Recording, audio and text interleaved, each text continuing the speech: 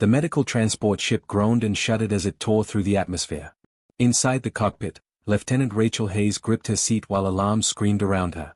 The pirate attack had come out of nowhere, ripping through their shields before anyone could react. Now they were going down hard on some dustball planet she'd never heard of. "Brace for impact," someone yelled, but Rachel barely heard it over the sound of metal tearing apart. The ship hit the ground like a hammer striking an anvil. Rachel's world became a blur of spinning red sand and twisted metal. When everything finally stopped moving, she hung upside down in her harness, blood dripping from a cut on her forehead. Her ears rang so loud she could barely think. She fumbled with the release and dropped hard onto what used to be the ceiling. Every part of her body hurt, but nothing felt broken. That was something. Her emergency medical kit was still strapped to her back, thank God. In situations like this, that kit was worth more than gold. Rachel crawled through the wreckage, calling out for survivors. The ship's cargo bay had split open like a cracked egg, spilling supplies and equipment across the crimson desert. The heat hit her immediately when she stumbled outside. This planet was an oven. "Help! Over here," a voice called from inside the wreckage. Rachel scrambled back in, following the sound. In the twisted remains of the cargo bay, she found them. Two Vexian traders huddled together, their bug-like bodies covered in burns from an electrical fire. Next to them sat a Corvan pilot, all four of his arms wrapped around his torso, blue blood seeping between his fingers. His name was Drix, and he was in bad shape. "Where's the rest of the crew?" Rachel asked, already pulling supplies from her kit. "Dead," Drix wheezed. "Captain didn't make it. Neither did the others." Rachel's stomach dropped, but she pushed the grief aside. "Mourn later. Save lives now." That's what her instructor always said. She started triaging, checking each survivor quickly. The Vexians would be okay with some burn treatment. Drix was the real problem. One of his hearts was failing. She could hear it in his breathing, see it in the way his skin was turning darker blue.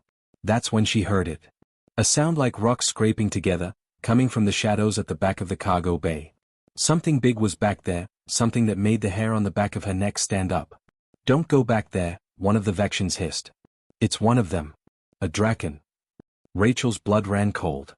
Draken. The word alone carried weight across the galaxy. Dragon warriors from the old times, conquerors and destroyers who could tear through starship hulls with their bare claws. Most species thought they were extinct or hiding in the dark corners of space. Nobody wanted to meet one. But Rachel was a medic. Scared or not, if something was alive back there, it was her job to help. She grabbed a portable light and moved toward the shadows. The beam cut through the darkness and hit scales. Black scales, each one the size of her hand. They covered something massive, something that shouldn't fit in this cargo bay but somehow did. It was a dragon, just like the old stories described. Obsidian black with wings that spread wider than the cargo bay itself, now torn and shredded like paper. Its long neck curved against the floor, and its head was the size of a small car. But this wasn't the terrifying war beast from the legends. This was a broken, bleeding creature barely clinging to life. "Stay back," the dragon rasped, its voice like grinding stone. "I am Vor. I need no help from you." But Rachel could see the truth. Vor's scales were cracked and bleeding. Shrapnel had torn through one wing completely. Worse, the dragon's breathing was all wrong, shallow and irregular. Internal bleeding, probably massive damage to vital organs. This creature was dying. "How old are you?" Rachel asked, stepping closer despite every instinct screaming at her to run. "That is not your concern, human. Answer the question." A long pause. 17 cycles. Rachel's heart sank. 17. Just a kid by Draken standards, probably the equivalent of a teenager. This wasn't some ancient warrior. This was someone's child, dying alone and scared on a planet far from home. "I'm going to help you," Rachel said. "Save your supplies for your own kind," Vor growled, but there was no real strength behind it. "Draken die in battle. It is our way." Rachel ignored the dragon and started scanning with her medical tricorder. The readings made no sense. Multiple hearts, distributed nervous system, blood temperature that would boil water. Nothing in her training covered this. Treating Vor with standard medicine would be like trying to fix a spaceship with a hammer. Behind her, Drix groaned. Rachel turned to see the Corvan pilot getting worse. His breathing was becoming rapid and shallow. He needed help now. She reached into her kit and pulled out her last emergency adrenaline shot. The heavy-duty kind, designed for extreme cases when normal medicine wasn't enough. One shot left. One choice. Drix was dying. She understood his biology, knew exactly how to help him. The shot would buy him time until a rescue ship arrived. It was the logical choice, the safe choice, the choice any doctor would make. But when Rachel looked at Vor, she saw something in those massive golden eyes. Fear. Pain. The same desperate hope she'd seen in 1,000 patients across 100 worlds. Species didn't matter. That look was universal. Her instructors would call her crazy. The regulations were clear. Save who you can save with what you know. Don't gamble with experimental treatment. But Rachel wasn't thinking about regulations. She was thinking about a 17-year-old kid dying in the dark. She knelt beside Vor's massive head and started calculating dosages for a biology she'd never studied, working with incomplete data and pure instinct. It was insane. The shot might kill Vor instantly. But doing nothing definitely would. This is going to hurt, Rachel said, loading the injector. What are you doing? The Vexians shouted. Drix needs that shot. Rachel didn't answer. She found the junction between Vor's primary and secondary hearts, right where her scanner showed the most activity. She pressed the injector against the scales and pushed the trigger. For 5 terrible seconds, nothing happened. Rachel's heart hammered in her chest. Had she just killed a dragon? Would this start an intergalactic incident? Then Vor's eyes blazed open like twin suns, and the massive dragon drew in a breath so deep the whole cargo bay seemed to shake. The adrenaline shot hit Vor's system like lightning in a bottle. The dragon's massive body convulsed once, twice, then went rigid. Rachel's breath caught in her throat. For a horrible moment, she thought she'd made a fatal mistake. Then Vor's chest expanded, pulling in air with a sound like wind rushing through a canyon. What did you do to me? Vor's voice came out stronger now, confused but alive. Bought you time, Rachel said, already moving. Now stay still. This is going to get worse before it gets better. Behind her, she could hear Drix struggling to breathe. The guilt hit her like a physical weight. She'd chosen the dragon over someone she could definitely save. What kind of doctor does that? But there was no taking it back now. All she could do was make sure both of them survived. Rachel worked fast, pulling equipment from her kit and the ship's emergency supplies. The problem was clear. Vor's internal organs were bleeding out. The adrenaline was keeping the dragon's hearts pumping, but blood was pooling inside that massive body. She needed to stop the bleeding, but how do you operate on a creature you've never studied? Tell me about your anatomy, Rachel said, running her scanner over Vor's torso. Where are your major organs? Why would I tell a human our biological secrets? Vor growled, but there was less hostility in it now. More exhaustion. Because I'm trying to save your life, you stubborn lizard. Now talk. Maybe it was the bluntness, or maybe Vor was just too tired to argue. The dragon started explaining in halting words. 3 hearts distributed across the chest cavity. Lungs that worked more like bellows than human organs. A circulatory system that would make a human biology textbook obsolete. Rachel listened and worked, her hands never stopping. She grabbed a plasma welder from the damaged ship's toolkit. Normally, you'd use it to repair hull breaches. Tonight, she was going to use it to cauterize internal bleeding in a dragon. This is absolutely insane, she muttered. Agreed, Vor said weakly. Yet here we are. Rachel had to cut through scales to reach the worst of the damage. Each scale was like cutting through ceramic plating. Her tools weren't made for this. She improvised, using a diamond-edged emergency cutter that screamed in protest with every slice. Vor hissed in pain but didn't move. You are either very brave or very foolish, human, the dragon said through gritted teeth. My mom always said I was both. The bleeding was worse than she thought. One of Vor's secondary hearts had been punctured by shrapnel. In a human, that would be fatal in minutes. But dragon biology was different. The other hearts were compensating, working overtime to keep blood flowing. Still, it couldn't last forever. Rachel sealed the wound with the plasma welder, working by instinct and desperation. The smell of burning flesh filled the cargo bay, making her stomach turn. But it worked. The bleeding slowed, then stopped. One problem down. About 100 to go. That's when Drix made a terrible rattling sound. Rachel spun around to see the Corvan pilot's skin turning almost black. He was crashing, and she had no adrenaline left to save him. No, no, no, Rachel scrambled over to him, pulling out her stethoscope. His heartbeat was all wrong, irregular, and fading. The 2 Vexians were crying now, clicking and chittering in their own language. They'd been traveling with Drix for years. He was their friend. Rachel's mind raced. No adrenaline. No emergency stimulants. What did she have? She tore through her kit, looking for anything that might help. Then she remembered something from her xenobiology classes. Corvins had a unique nervous system. Sometimes extreme cold could shock their hearts back into rhythm. She grabbed every ice pack from the emergency supplies and started packing them around Drix's chest. It was a long shot, barely even medicine, more like folk remedy. But it was all she had. "Come on," she whispered. "Come on, Drix. Don't quit on me." 30 seconds passed. A minute. Rachel kept working, kept trying, refusing to give up. Behind her, she heard Vor trying to move. "Stay down," she yelled at the dragon without looking. "The Corvin is dying because of me," Vor said quietly. "The Corvin is dying because pirates shot down our ship. Now shut up and let me work." 2 minutes. Drix's heartbeat was barely there. Rachel pressed harder on his chest, trying manual compressions, adapting the technique for his 4-chambered heart. Her arms burned with exhaustion. Sweat poured down her face in the oppressive heat. Then, like a miracle, Drix gasped. His eyes fluttered open. The blue of his skin started lightening, returning to its normal shade. His heart kicked back into rhythm, weak but steady. Rachel nearly collapsed with relief. "Stay with me, buddy. You're going to be okay." One of the Vexians rushed forward to help stabilize him. The other looked at Rachel with something like awe in their multifaceted eyes. "You saved them both," the Vexian said. "How is that possible?" "Stubbornness and luck," Rachel said, exhausted. But there was no time to rest. She had to keep monitoring both patients, make sure they stayed stable through the night. She set up a rotation, checking Vor every 15 minutes, then Drix, then back again. The Vexians helped where they could, holding equipment and keeping watch. The night stretched on forever, each minute feeling like an hour. Vor stayed awake through most of it, watching Rachel work with those intense golden eyes. Around the 3rd hour, the dragon started talking.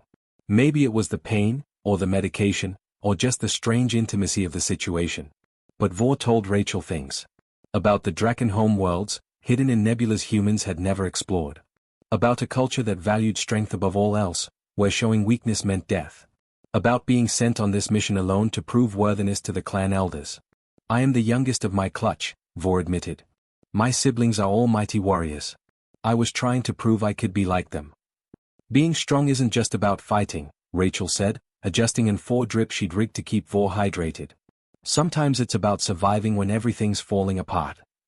"Is that what humans believe?" "It's what I believe." Vor was quiet for a while. Then, "Why did you choose me over your own kind?" Rachel had been asking herself the same question all night. "Because you needed me more. And because you're just a kid, no matter how big and scary you look. Nobody should die alone when they're 17. My people would call you weak for that sentiment. Your people aren't here. I am." As dawn started breaking over the horizon, painting the red desert in shades of orange and gold, both patients stabilized. Drix was sleeping naturally now, his breathing steady. Vor's vital signs, as much as Rachel could understand them, were improving. Rachel finally let herself sit down, her back against a piece of wreckage. Every muscle in her body screamed. Her hands shook from exhaustion and adrenaline crash. But they'd made it through the night. Both of them. All of them. "You are unlike any human I have heard of," Vor said softly. "Yeah, well, you're unlike any patient I've ever had," Rachel replied, managing a tired smile. In the distance, she could see dust clouds rising. Something was coming. Please let it be rescue, she thought. Please let this nightmare be over. But even as exhaustion pulled at her, Rachel knew the hard part was just beginning. The dust clouds grew larger, and Rachel's heart pounded as she shielded her eyes from the morning sun. Was it rescue or more pirates coming to finish the job? She grabbed a piece of metal debris, ready to use it as a weapon if needed. Not that it would do much good against armed raiders, but she wasn't going down without a fight. Then she saw the Coalition medical insignia painted on the approaching ship's hull, and relief flooded through her so intensely she almost collapsed. They were saved. The rescue ship touched down about 50 yards from the wreckage, its engines kicking up clouds of red sand. The boarding ramp dropped, and a medical team rushed out carrying stretchers and equipment. Rachel had never been so happy to see other people in her entire life. The team leader, a tall woman with gray hair pulled back in a tight bun, jogged up to Rachel. "Lieutenant Hayes? I'm Commander Peterson. We picked up your distress beacon. How many survivors?" 5 of us, Rachel said quickly. 2 Vexians with electrical burns, stable. 1 Corvan with cardiac trauma, stabilized but needs immediate care. 1 human, that's me, minor injuries. And 1 Draken with massive internal trauma, currently stable but critical. Commander Peterson stopped dead in her tracks. Did you say Draken? Yes. In the cargo bay. Name is Vor. The color drained from Peterson's face. She turned to her team and made a sharp gesture. Half the medics immediately stopped moving forward, hands going to their sidearms. The atmosphere changed in an instant, going from rescue operation to military standoff. Everyone stay calm, Peterson said, her voice tight. Lieutenant, step away from the wreckage slowly. What? No. Rachel positioned herself between the rescue team and the cargo bay. Vor is a patient under my care. That dragon is hurt and recovering. Lieutenant, Draken are extremely dangerous. We have protocols for situations like this. Protocols? Rachel felt anger rising in her chest, hot and sharp. That dragon is 17 years old and was dying when I found them. I spent all night keeping Vor alive. I'm not letting anyone treat my patient like a threat.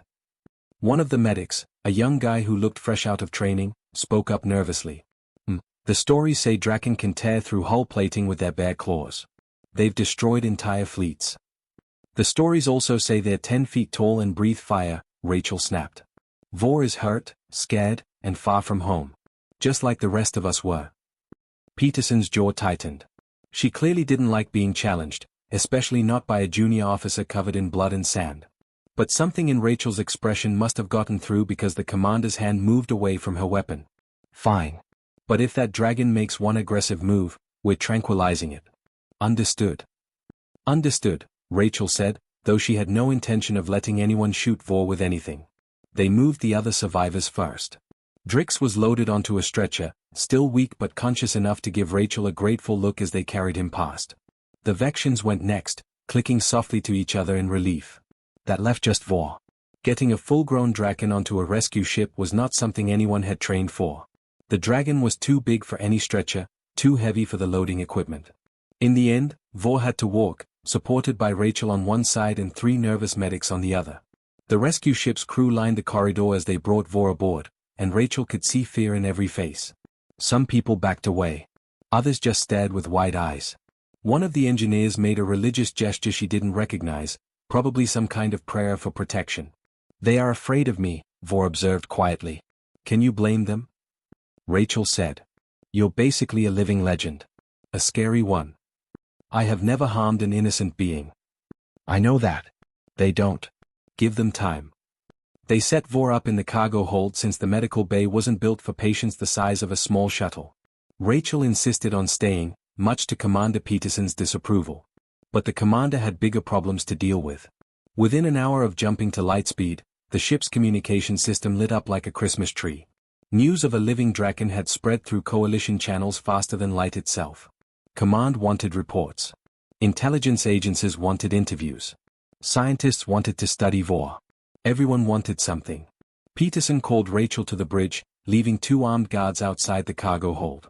The commander looked like she'd aged 5 years in the past hour. Do you have any idea what you've done, Lieutenant? Peterson asked, rubbing her temples. Saved lives. That's my job. You've created a political nightmare. The last confirmed dragon sighting was 70 years ago. Most species think they're extinct or myths. Now we have one on a coalition medical ship, and nobody knows what to do about it. Rachel crossed her arms. Maybe treat Vor like any other patient. It's not that simple. We're being ordered to quarantine your patient until specialists arrive. Possibly transfer Vor to a secure facility. Absolutely not, Rachel said firmly. Vor stays under my care. That dragon trusted me enough to accept help. I'm not betraying that trust. Peterson studied Rachel for a long moment. You really care about this creature, don't you? I care about all my patients equally, Rachel said, which was technically true even if Vor had become something more than just a patient in her mind. And I'm citing Coalition Medical Ethics Code, Section 7. All sentient beings receive equal medical treatment regardless of species, origin, or political status. Don't quote regulations at me, Lieutenant. I wrote half of them. Then you know I'm right. Peterson sighed heavily. You're going to have a hell of a time defending this choice when we reach the station. The medical board is already calling for an inquiry. You violated triage protocols by treating the Draken before the Corvin. Rachel's stomach dropped. She'd known this was coming, but hearing it said out loud made it real. Drix survived.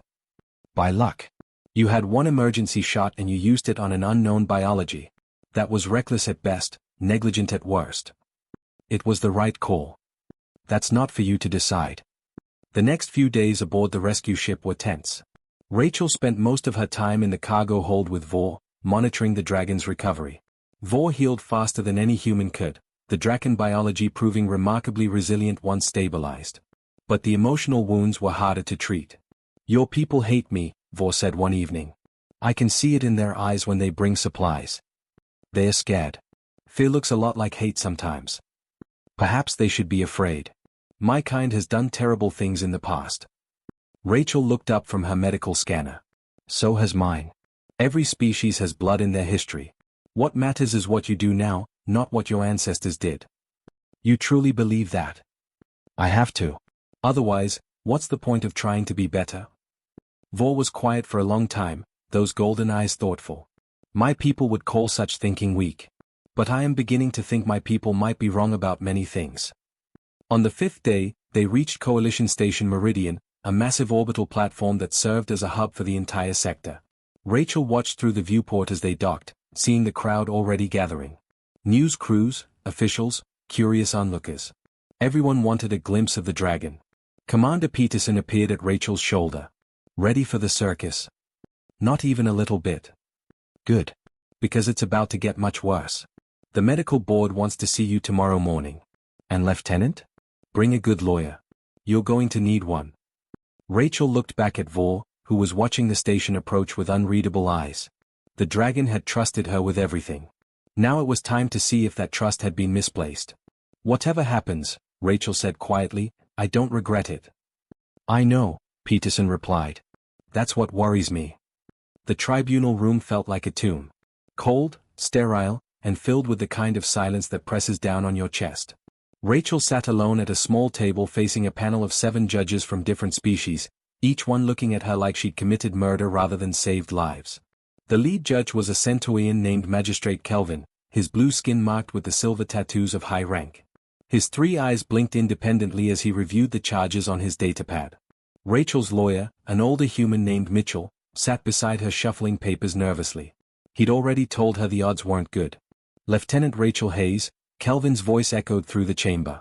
You stand accused of gross negligence in the performance of medical duties, specifically violation of established triage protocols during a crisis situation.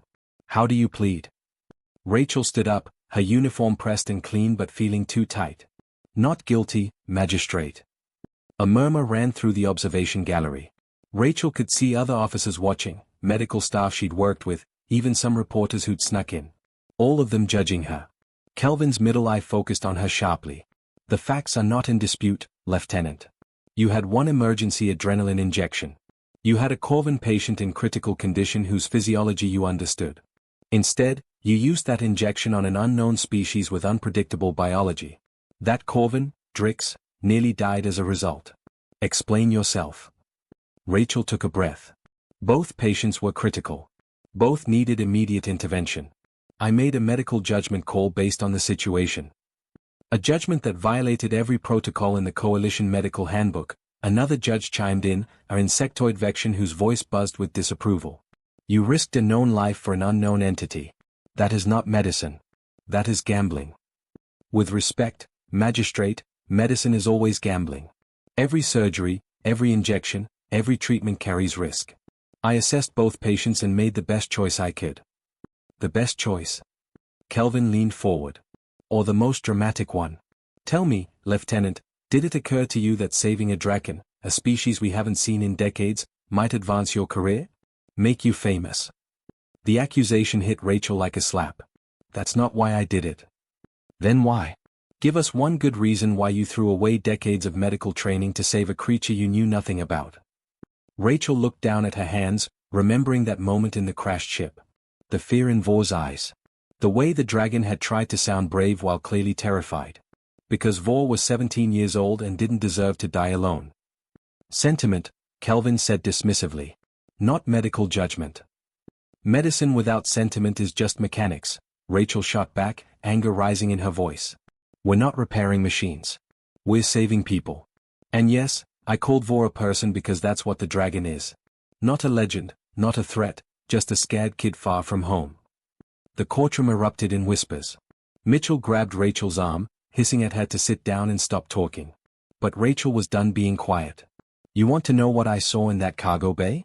I saw someone dying who could be saved. That's it. That's the whole story. I didn't think about politics or protocols or my career. I thought about a patient who needed me. And the Corvin?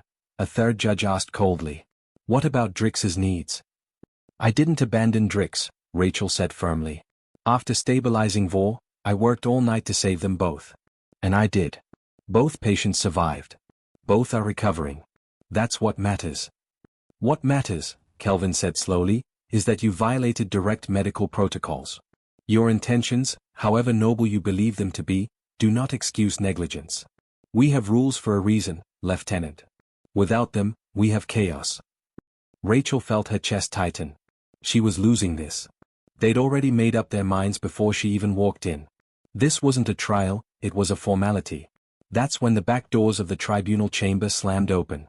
Every head turned. Rachel's breath caught in her throat. Vor stood in the doorway.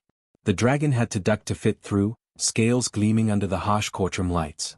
Vor moved slowly, still healing but strong enough to walk without help. The guards at the door had backed away, hands on their weapons but clearly unsure what to do. This tribunal will come to order. Kelvin shouted, banging his gavel. Who authorized this interruption? I did, Vor's voice rumbled through the chamber like distant thunder. Under coalition law, any sentient being may address a tribunal when matters of honor are being discussed. This is highly irregular. Yet not illegal, Vor interrupted, moving further into the room. People scrambled out of the way. Rachel noticed some were terrified, but others looked curious, even amazed.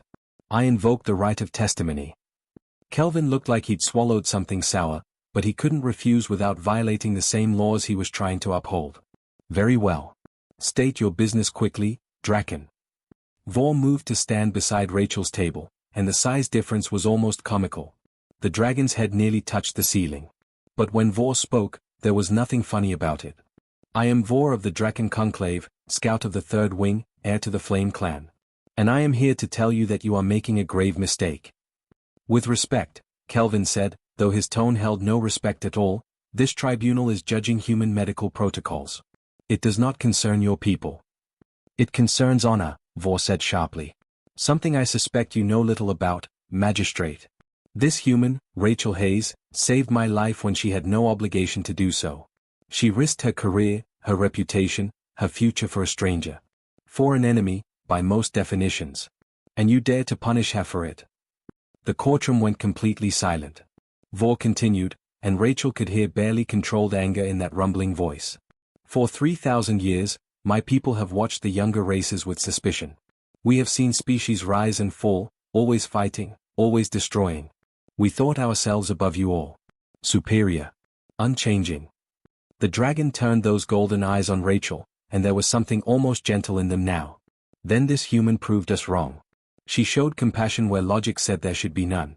She took an impossible risk because it was the right thing to do. She treated me not as a monster from your stories, but as a person worth saving. Vor looked back at the judges, and now the gentleness was gone, replaced by something fierce and proud. Because of Rachel Hayes, the Draken Conclave has agreed to end our isolation. We will share our knowledge with the coalition. We will stand against the coming threats together. After 3,000 years of silence, we are returning to the galactic community. And it is all because one human medic looked at me and chose mercy over fear. The courtroom exploded. People were shouting, judges trying to restore order, reporters screaming questions. Rachel just stood there, stunned, watching Vor face down the tribunal with the kind of courage she wished she had. Kelvin banged his gavel repeatedly, his face now a darker shade of blue. Order. I will have order. When the room finally quieted, the magistrate looked shaken. These are extraordinary claims, Draken. Do you have proof? My word is proof enough among my people, Vor said coldly. But if you require more, check your communication channels. The conclave sent formal diplomatic messages 3 hours ago. We are here, magistrate. We are willing to talk. And it is because this human showed us that not all younger races are beyond hope. Kelvin looked at his fellow judges. Rachel could see the panic in their eyes. They'd been ready to crucify her, and now she'd apparently triggered the biggest diplomatic development in galactic history. One of the other judges, an elderly human woman Rachel didn't recognize, spoke up quietly. If what the Draken says is true, then perhaps we need to reconsider our judgment here. Reconsider? Vor's laugh was like rocks grinding together. You should be thanking her. Instead, you threaten her with punishment for having more wisdom than your entire tribunal combined. Rachel finally found her voice. Vor, you didn't have to do this. The dragon looked down at her, and for a moment, there was just the two of them in that crowded room. Yes, I did. You saved my life. The least I can do is save your career. The tribunal dismissed all charges against Rachel within the hour. They didn't have much choice with the Draken Conclave suddenly announcing formal diplomatic relations and specifically naming her as the reason. Magistrate Kelvin looked like he'd aged 10 years as he read the dismissal, his voice tight with barely concealed frustration. Rachel walked out of that courtroom in a daze, reporters swarming around her like insects. Questions came from every direction, flashes of cameras going off in her face. What did it feel like to make history? Was she planning to become an ambassador? Did she know she changed everything? She ignored them all and pushed through to where Vor waited, the dragon's massive form creating a barrier the reporters didn't dare cross. They looked at each other for a moment, then Rachel did something that made every camera in the corridor go crazy. She reached up and put her hand on Vor's scaled forearm in thanks. You didn't have to do that, Rachel said again, quieter this time. I know, Vor replied. But my people have a saying. A life debt is not paid with words. It is paid with action. Your people also say humans are weak and sentimental. My people are wrong about many things. I am learning this. Over the next few weeks, Rachel became something she never wanted to be. Famous. Her face was on every news feed across the coalition. People called her a hero, a bridge between species, the human who brought the Draken back from legend into reality. The coalition awarded her medals. Scientists wanted to interview her. Politicians wanted to use her for their campaigns. Rachel hated every second of it. She was a medic, not a celebrity.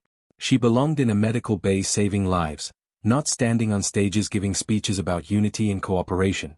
But she did it anyway because Vor asked her to, and she owed the dragon that much. The Draken delegation arrived at Coalition Station Meridian 3 weeks after the tribunal. 5 massive ships appeared out of hyperspace, black as void and covered in scales like their creators. The station nearly panicked. These weren't diplomatic vessels in any traditional sense. They were warships, each one capable of destroying a small fleet. But they came in peace, weapons powered down, broadcasting friendly intentions. The leader of the delegation was an ancient draken named Kethera, easily twice Vor's size and covered in scars from countless battles. She was terrifying to look at, all sharp edges and cold eyes. But when she met Rachel, something unexpected happened. The ancient warrior bowed her head. You saved my grand hatchling, Kethera said in a voice like an avalanche. The conclave is in your debt, small human. Rachel felt about 2 inches tall standing before this living legend, but she kept her voice steady. I was just doing my job, Elder. Your job, Kethera repeated, and there might have been amusement in those ancient eyes. Yes. Vor has told us much about human jobs and your strange ideas about duty. You care for the weak. You help the dying even when it gains you nothing. These are not values we Draken have prized. Maybe you should, Rachel said before she could stop herself. The silence that followed was deafening. Everyone in the docking bay held their breath, certain Rachel had just insulted an elder dragon and started an interstellar incident. But Kethera's laugh boomed through the space like thunder, genuine and surprisingly warm. Bold words from such a tiny creature. I see why Vor speaks so highly of you. Perhaps we Draken have been alone too long, convinced we knew everything. You have reminded us there are still lessons to learn. The negotiations that followed changed everything. The Draken shared technology that made coalition science look like children playing with blocks. In return, they asked for something nobody expected. They wanted to learn about coalition medicine, about the idea of helping those who couldn't fight, about caring for the weak instead of abandoning them. And they wanted Rachel to teach them. She was assigned to a new position, one that didn't exist before they made it up for her. Interspecies medical liaison. It meant she'd work with Draken healers, teaching them human methods while learning their techniques. It was a nightmare of forms and bureaucracy and political maneuvering. It was also the most important work she'd ever done. Vor stayed with her through all of it. The young dragon had technically completed their mission, could have returned home to the conclave with honor restored. But Vor chose to remain on the station instead, claiming the life debt wasn't fully paid. Rachel knew better. She could see it in the way Vor watched the medical bay operations, asking endless questions about procedures and ethics. The dragon wasn't staying out of obligation. Vor was staying because something had changed in those long hours after the crash, during the fight to survive. The dragon had found something worth believing in beyond strength and conquest. They fell into a routine. Rachel would handle the morning rounds in the medical bay, treating patients from a dozen different species. Vor would follow, taking notes on everything, occasionally offering insights from dragon biology that proved surprisingly useful for other species. Afternoons were spent in meetings with dragon healers, bridging the gap between two completely different approaches to medicine. One evening, about 2 months after everything started, they sat together in the observation deck watching ships come and go from the station. It had become their quiet place, away from the cameras and the politics and the endless attention. "Do you regret it?" Vor asked suddenly. "Your choice in the cargo bay. It has made your life much more complicated." Rachel thought about it, really thought about it. Her peaceful life as a regular medic was gone forever. She'd never be anonymous again. Every decision she made would be watched, analyzed, debated. The pressure was exhausting. "No," she said finally. "I don't regret it. Do you?" "I am learning to be something other than a warrior," Vor said quietly. "My clutchmates mock me for it. They say I have become soft, corrupted by human weakness. But when I watch you save lives, when I see the gratitude in patients' eyes, I think perhaps this weakness is a different kind of strength." "It is," Rachel said firmly.